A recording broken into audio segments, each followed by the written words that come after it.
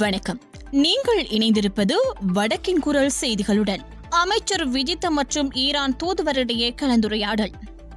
இலங்கைக்கான ஈரானிய தூதுவருக்கும் வெளிவிவகார அமைச்சர் விஜித் ஹேரத்துக்கும் இடையில் கலந்துரையாடல் ஒன்று இடம்பெற்றுள்ளது. வெளியுறவு அமைச்சர் விஜித் ஹேரத் தனது எக்ஸ் கணக்கில் ஒரு பதிவை வெளியிட்டு இஸ்ரேலுக்கும் ஈரானுக்கும் இடையிலான போர் நிறுத்தம் குறித்து அவதானம் செலுத்தப்பட்டதாக குறிப்பிட்டார்.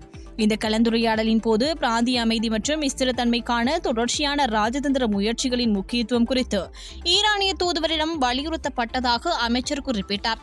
மோதல்கள் மேலும் அதிகரிப்பதால் பிராந்தியத்திலும் இலங்கையிலும் ஏற்படும் தாக்கம் மற்றும் ஈரானில் உள்ள இலங்கையர்களின் பாதுகாப்பிற்காக எடுக்கப்பட்ட நடவடிக்கைகள் குறித்து விவாதிக்கப்பட்டதாக அமைச்சர் விஜித் ஹேரத் தனது பதிவில் குறிப்பிட்டுள்ளார்.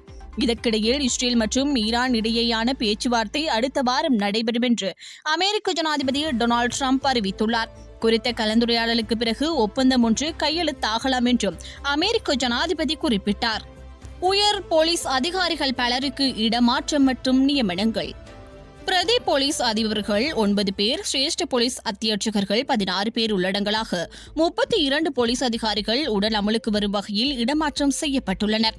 தேசிய போலீஸ் ஆணைக்குழுவின் அனுமதியுடன் இந்த இடமாற்றங்கள் மற்றும் நியமனங்கள் மேற்கொள்ளப்பட்டுள்ளதாக போலீஸ் ஊடக பிரிவு தெரிவித்துள்ளது.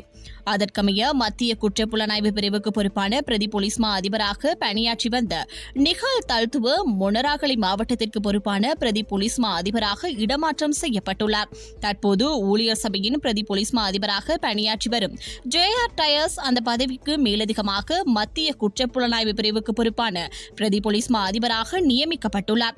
பிரதி போலீஸ் மா அதிபர் மற்றும் சிரேஷ்ட போலீஸ் அத்தியட்சகர்களுக்கு மேலதிகமாக 2 போலீஸ் அத்தியட்சகர்கள் மற்றும் 5 உதவி போலீஸ் அத்தியட்சகர்களும் இடமாற்றம் செய்யப்பட்டுள்ளதாக போலீஸ் ஊடக பிரிவு தெரிவிக்கப்பட்டுள்ளது.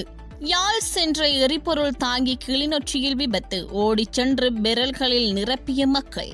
கிளிநொச்சி குடமுரட்டி பாலத்திற்கு அருகில் வேக கட்டுப்பாட்டை இழந்து எரிபொருள் தாங்கி ஒன்று தடம் புரண்டுள்ளது. முத்துராஜவளையிலிருந்து யாழ்ப்பாணம் காங்கேசன்துறை நோக்கி பூநகரி வீதியால் பயணித்த எரிபொருள் தாங்கி ஒன்று அதிகாலை 1 மணிக்கு தடம் புரண்டது. இந்த விபத்தில் எவருக்கும் பாதிப்பு ஏற்படவில்லை. டீசல் ஏற்றி வந்த எரிபொருள் தாங்கி விபத்துக்குள்ளானதால் பெருமளவான டீசல் வெளியேறியது. அதையடுத்து வீதியால் சென்ற மக்கள் எரிபொருளை கேன்களில் பிடித்து சென்றுள்ளனர். அதேவேளை ஈரான் இஸ்ரேல் போரினால் எரிபொருளுக்கு தட்டுப்பாடு ஏற்படலாம் என்ற அச்சத்தில் மக்கள் எரிபொருள் நிலையங்களில் எரிபொருளை வழக்கத்திற்கு அதிகளவாக கொள்வனவு செய்து வருகின்றமை குறிப்பிடத்தக்கது. பொலனறுவையில் அரசு தனியார் பேருந்து ஊழியர்களிடையே மோதல். பொலனறுவை பேருந்து நிலையத்தில் இலங்கை போக்குவரத்து சபை ஊழியர்களுக்கும் தனியார் பேருந்து ஊழியர்களுக்கும் இடையில் ஏற்பட்ட மோதலில் டிப்போ முகாமையாளர் உட்பட 5 பேர் காயமடைந்து வைத்தியசாலையில் அனுமதிக்கப்பட்டுள்ளனர். மாத்தறையிலிருந்து பொலனறுவை டிப்போவிற்கு வந்த இலங்கை போக்குவரத்து சபைக்கு சொந்தமான பேருந்து தனியார் வகுப்புகளில் கலந்து கொள்ளும் மாணவர்களையும் வழியில் பருவசீட்டுகளை பெற்றவர்களையும் ஏற்றிக்கொண்டு சென்றதால் தனியார் பேருந்துகளில் பயணிகளின் எண்ணிக்கை குறைந்ததன் காரணமாக இந்த மோதல் ஏற்பட்டதாக தெரிவிக்கப்படுகின்றது. மாத்தறையிலிருந்து வந்த பேருந்து டிப்போ முகாமையாளரும் இருந்துள்ளார். மேலும் பொலனறுவை டிப்போவிற்கு முன்னால் பேருந்து கடக்கும் போது தனியார் பேருந்து சாரதி டிப்போ முகாமையாளரை தாக்கியதால் மோதல் அதிகரித்தது. பின்னர் டிப்போவில் இருந்த அதிகாரிகள் குழு தனியார் பேருந்து சாரதி மற்றும் நடத்துனரை தாக்கியதாக போலீசார் தெரிவித்தனர். காயமடைந்தவர்களில் இலங்கை போக்குவரத்து சபையின் 3 ஊழியர்களும் தனியார் பேருந்து ஊழியர்கள் 2 உள்ளடங்குவதாக தெரிவிக்கப்படுகின்றது. பொலனறுவை மாவட்டத்திலும் நீண்ட தூர பயணங்களுக்காகவும் சுமார் 135 இலங்கை போக்குவரத்து சபை பேருந்துகள் சேவையில் ஈடுபடுவதாகவும் மேற்படி தாக்குதல் சம்பவத்திற்கு எதிர்ப்பு தெரிவித்து இன்று பணி புறக்கணிப்பில் ஈடுபட போவதாகவும் டிப்போ அதிகாரி ஒருவர் தெரிவித்தார். பொலனறுவை டிப்போவில் பல பேருந்துகள் இப்போது நிறுத்தப்பட்டுள்ளன. மேலும் பிரதான வாயில் மூடப்பட்டுள்ளது. இதனால் ஊழியர்கள், பேருந்துகள் மற்றும் சொத்துக்களின் பாதுகாப்பு போலீசாரினால் உறுதி செய்யப்பட்டது. பொலனறுவை போலீசார் டிப்போவுக்கு அருகில் பாதுகாப்பு கடமையில் ஈடுபட்டு வருகின்றனர். மேலும் பொலனறுவை சிரேஷ்ட போலீஸ் அத்தியட்சகர் நிஷாட்டி சில்வாவின் அறிவுறுத்தலின் பேரில் பொலனறுவை போலீசார் சம்பவம் குறித்து மேலதிக விசாரணைகளை மேற்கொண்டு வருகின்றனர். ரயில்வே தொழில்நுட்ப வல்லுநர்கள் வேலை நிறுத்தம்.